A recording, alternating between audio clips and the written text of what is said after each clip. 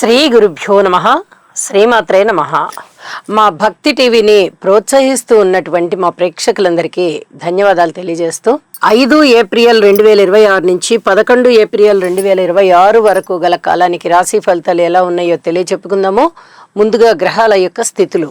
మేషంలో శుక్రాచార్యుల వారు, మిథున రాశిలో గురువుగారు, సింహరాశిలో కేతువు, తులారాశిలో చంద్రుడు, కుంభరాశిలో బుధ రాహులు, ఇక మీన రాశిలో కుజ శని రవి గారులు. 11 ఏప్రిల్ వారాంతానికి వెళ్ళేటప్పటికీ బుధుని యొక్క సంచారము మీనరాశిలోకి వెళ్ళి ఉన్నది. చంద్రుని యొక్క సంచారము మకర రాశిలోకి వచ్చిన్నది. గ్రహాల యొక్క సమ్మేళనాల యొక్క ఫలితాలు ఏమిటి అంటే చూడండి, కుజ శని రవి గ్రహాల యొక్క యుతి మీనరాశిలో ఉంటూ ఉన్నది. ఇది ఏమాత్రము శుభకరమైనటువంటి ఫలితాలను ఇచ్చేటటువంటి గ్రహస్థితి కాదు.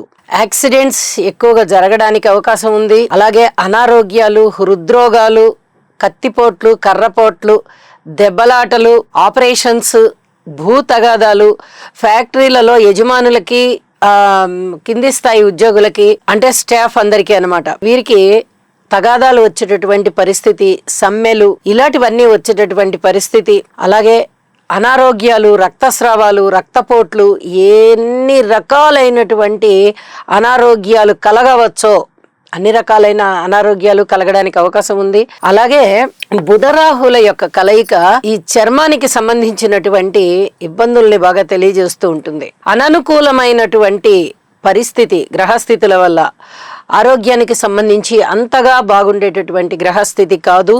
వారాంతంలోకి వెళ్ళేటప్పటికీ బుధుని యొక్క సంచారము కూడా శని కుజ రవిలతో కలుస్తున్నందువల్ల ఇక్కడ చాలా వరకు ఎలాంటి ఇబ్బందులు ఏర్పడుతూ ఉంటాయంటే, మంచి నాలెడ్జ్ ఉంటుంది కానీ అక్కడికి రాదు. ఇంటర్వ్యూస్కి అటెండ్ అయినప్పుడు సెలెక్ట్ అవ్వడం కష్టమవుతుంది.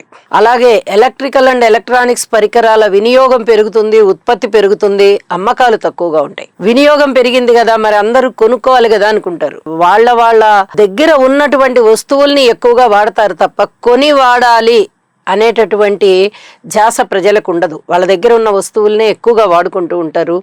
ఇది మనకి చాలా స్పష్టంగా తెలుస్తూ ఉంటుంది. అలాగే వినికిడి శక్తి చాలా వరకు తగ్గిపోయి ఉంటుంది. ఇక దాని గురించి ఆపరేషన్స్ ఉండడం కానీ, చెవి పోటు ఎక్కువ అవడం కానీ ఇలాంటివి ఉండేటటువంటి అవకాశం కనిపిస్తుంది. ఇక గురువు గారి 9వ దృష్టి కుంభరాశి మీద పడుతూ ఉంది. వార ప్రారంభంలో బుధ రాహువుల మీద పడుతూ ఉన్నది. వారాంతంలో ఒక్క రాహు మీదనే దృష్టి ప్రసరిస్తూ ఉన్నది. ఇది నాస్తిక భావాలని చాలా వరకు తగ్గింపజేస్తుంది.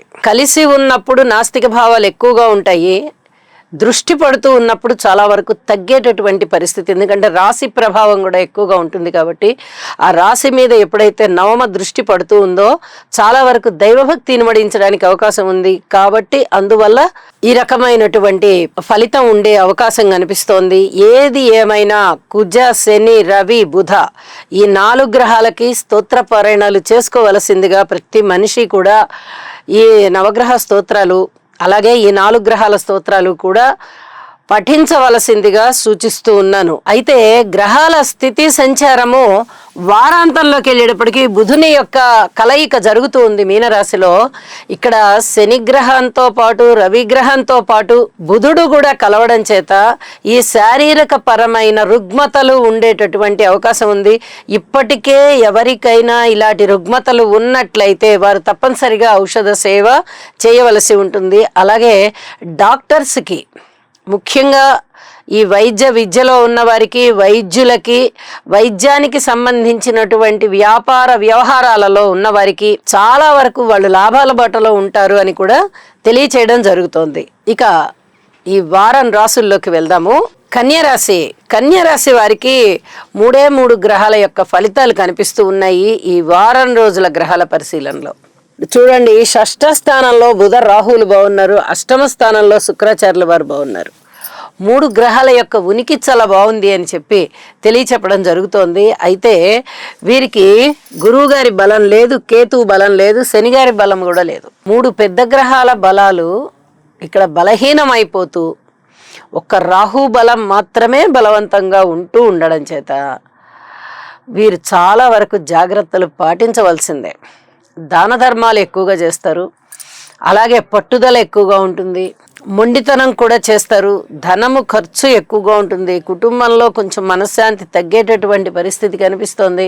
ఉద్యోగ జీవితంలో ఏమాత్రం సంతృప్తికరంగా ఫలితాలు లేవు, పై అధికారుల యొక్క మందలింపులు ఉండేటటువంటి పరిస్థితి కనిపిస్తోంది. భార్యాభర్తల మధ్య అననుకూలత ఎక్కువగా కనిపిస్తోంది. అనుకూలత అనేది అసలు కనుచూపు మేరలో కనిపించడం లేదు. చాలా జాగ్రత్తగా ఉండాలి. ఈ విషయం మనస్పర్ధలు ఈసరికే భార్యాభర్తల మధ్య ఉన్నవారికి, అన్యోన్యత కలిగిన వారికి ఏదో ఒక చిన్నపాటి మాట తేడా వచ్చినా అంత పెద్ద పెద్ద దుష్పరిణామాలకి దారి తీయవు. ఇది బాగా గుర్తు ఉంచుకోవాల్సినటువంటి విషయం. అయితే ధనము విషయంలో మటుకు ధనము బాగా వస్తుంది. ఎక్కడెక్కడి నుంచి రావాల్సినటువంటి ధనము, ఊహించని విధంగా ఉన్న ధనము అన్నీ బాగా వస్తాయి. చాలా చాలా అనుకూలమైనటువంటి విజయాలు కలుగుతాయి. పూర్వం మీరు ఏదైతే పనులు ప్రారంభించి ఉన్నారో ఆ పనులన్నిటి మీద మీకు ఆధిపత్యం బ్రహ్మాండంగా వహించగలుగుతారు. అవన్నీ కూడా మీకు విజయావకాశాల రూపంలో కనిపిస్తూ ఉన్నాయి. సంతానం పట్ల ఓర్పు కలిగి ఉండాలి. సంతానం అంతగా బాగలేరు. అలాగే మాతృవర్గ రీత్యా ఓర్పు కలిగి ఉండాలి. అన్నదమ్ముల సహాయ సహకార రీత్యా కానీ, కుటుంబ రీత్యా కానీ, తండ్రి గారి వైపు నుంచి, పిత్రార్జితం వైపు నుంచి కానీ చాలా వరకు జాగ్రత్తలు పాటించుకుంటూ వెళ్లాల్సిందే. అంతగా అనుకూలించే ఫలితాలు అయితే ఏం కనబడబోవడం లేదు. అయితే విలువైన వస్తువుల్ని మటుకు మీరు జాగ్రత్తగా చేసుకుంటారు, భద్రం పరుచుకుంటారు అని చెప్పి తెలియచేయడం జరుగుతోంది. వివాహాది శుభకార్యాల విషయంలో కాస్త ఆలస్యం అయ్యే పరిస్థితి కనిపిస్తోంది. ఎక్కడ ధనము పెట్టుబడి పెట్టకండి. రాజకీయాల పట్ల కూడా జాగ్రత్తగా ఉండండి. రాజకీయ నాయకుల వల్ల కూడా జాగ్రత్తగా ఉండండి. రాజకీయ నాయకులు కూడా జాగ్రత్తగా ఉండాల్సిందే. ఇక్కడ రాజకీయం అనేది మిమ్మల్ని ఇబ్బంది పెడుతుంది తప్ప వ్యక్తులు కాదు అని గుర్తుపెట్టుకోండి. అలాగే వారాంతంలోకి వెళ్ళేటప్పటికీ పంచమ స్థానంలోకి చంద్రుడు వచ్చి ఉన్నారు, ఈయన లాభాధిపతి. అయితే కొంచెం అనుకూలమైనటువంటి పరిస్థితులు ఉండడానికి అవకాశం ఉంది. పూర్తిగా లాభాల బాటలో లేకపోయినా పిల్లల వల్ల చాలా వరకు మానసికమైన శాంతిని పొందడానికి అనుకూలమైన పరిస్థితులు ఏర్పడుతూ ఉంటాయి. ఇది చెప్పదగినటువంటి సూచన. ఇక సప్తమ స్థానంలో శని, కుజ, రవి గ్రహాలు ఈసరికే సంచరిస్తూ ఉండగా ఇప్పుడు బుధుడి యొక్క సంచారము కూడా కలిసి ఉన్నది. ఇది అంత పూర్తిగా అనుకూలము కాదు. అశుభ గ్రహాలతో కలిసినటువంటి బుధగ్రహము కూడా అశుభ ఫలితాలనే ఇస్తుంది అని చెప్తున్నట్టుగా ఇక్కడ శరీరానికి సంబంధించినటువంటి ఈ చర్మ రోగాల విషయంలో చాలా వరకు ఇబ్బందులు ఉండడానికి అవకాశం ఉంది. ఔషధ సేవ అవసరం పడుతుంది. వీలైతే నవగ్రహాలకి హోమం చేయించండి, నవధాన్యాలు దానం ఇవ్వండి, ఇష్టదేవతారాధన చేయండి, హనుమాన్ చాలీసా చదవడం చేయండి. అనుకూలమైనటువంటి ఫలితాలు ఉంటాయి అని చెప్పి తెలియజేస్తూ శుభం.